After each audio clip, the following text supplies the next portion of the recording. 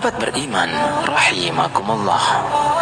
Tahukah Anda bahwa terdapat dosa yang lebih besar dibandingkan dengan berzina dan membunuh bayi hasil zina? Bahkan, dosa ini lebih besar dari 1000 kali zina. Berhati-hatilah, karena perbuatan ini seringkali dan banyak yang melakukannya. Kira-kira dosa apakah itu?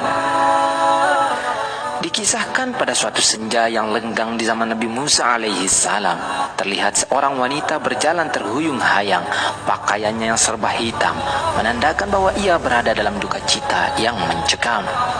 Tudung kepalanya menangkup rapat hampir seluruh wajahnya, tanpa rias muka atau perhiasan menempel di tubuhnya. Kulit yang bersih, badan yang ramping, dan roman mukanya yang ayu tidak dapat menghapus kesan kepedihan yang tengah meroyak hidupnya. Ia melangkah terseret-seret mendekati kediaman rumah Nabi Musa alaihissalam. Diketuknya pintu perlahan-lahan sambil mengucap salam. Maka terdengarlah ucapan dari dalam, "Silahkan masuk." Perempuan cantik itu pun lalu berjalan masuk sambil kepalanya terus menunduk. Air matanya berderai tatkala ia berkata, "Wahai Nabi Allah, tolonglah saya, doakan saya agar Tuhan berkenan mengampuni dosa kecil saya." "Apa dosamu, wahai wanita ayu?" tanya Nabi Musa alaihissalam. "Saya takut mengatakannya," jawab wanita ayu tersebut. "Katakanlah, jangan ragu-ragu," desak Nabi Musa. Maka perempuan itu pun secara ketakutan bercerita, "Saya telah berzina." Kepala Nabi Musa terangkat, hatinya tersentak.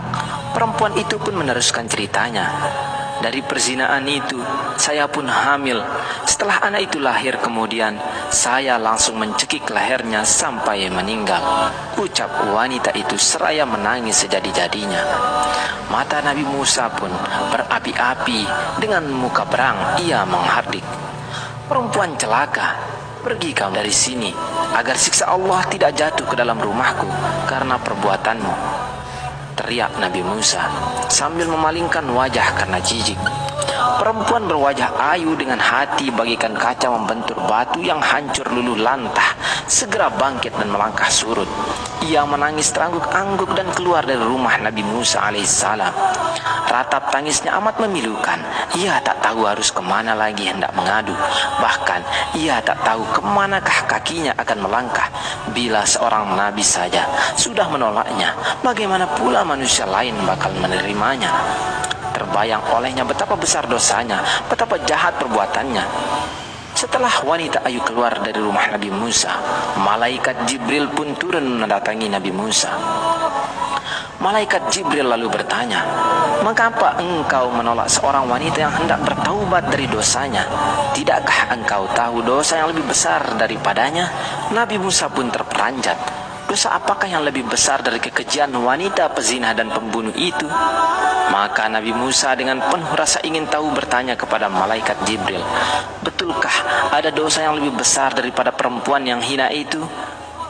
"Ada," jawab malaikat Jibril dengan tegas. "Dosa apakah itu?" tanya Nabi Musa yang kian penasaran. "Orang yang meninggalkan sholat dengan sengaja dan tanpa menyesal," jawab malaikat Jibril. "Orang itu dosanya lebih besar daripada 1000 kali berzina," lanjut malaikat Jibril.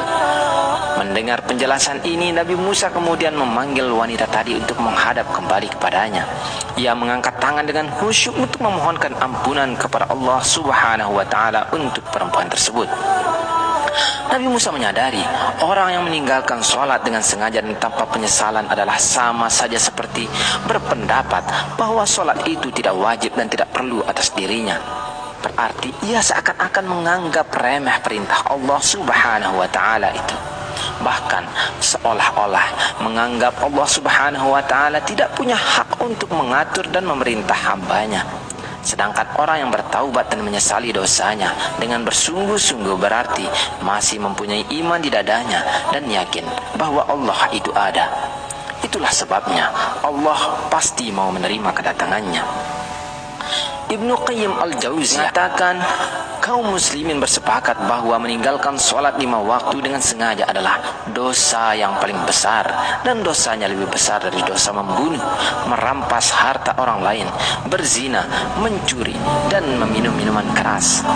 Orang yang meninggalkan akan mendapat hukuman dan kemurkaan Allah Subhanahu wa Ta'ala, serta mendapatkan kehinaan di dunia dan akhirat. Di dalam riwayat lain juga dijelaskan bagaimana kejamnya siksaan bagi mereka yang meninggalkan sholat. Ibnu Abbas radhiyallahu an berkata, jika langit sudah terbuka, maka malaikat akan datang dengan membawa rantai sepanjang 7 hasta. Rantai tersebut akan digantungkan kepada orang yang tidak melaksanakan sholat, kemudian dimasukkan ke dalam mulutnya dan akan keluar dari duburnya. Kemudian malaikat mengumumkan, ini adalah balasan orang yang menyepelekan perintah Allah. Adapun ganjaran dosa ketika kita dengan sengaja meninggalkan sholat fardu, diantaranya adalah: jika 1 kali meninggalkan sholat subuh, maka hukumannya adalah masuk ke dalam neraka selama 30 tahun.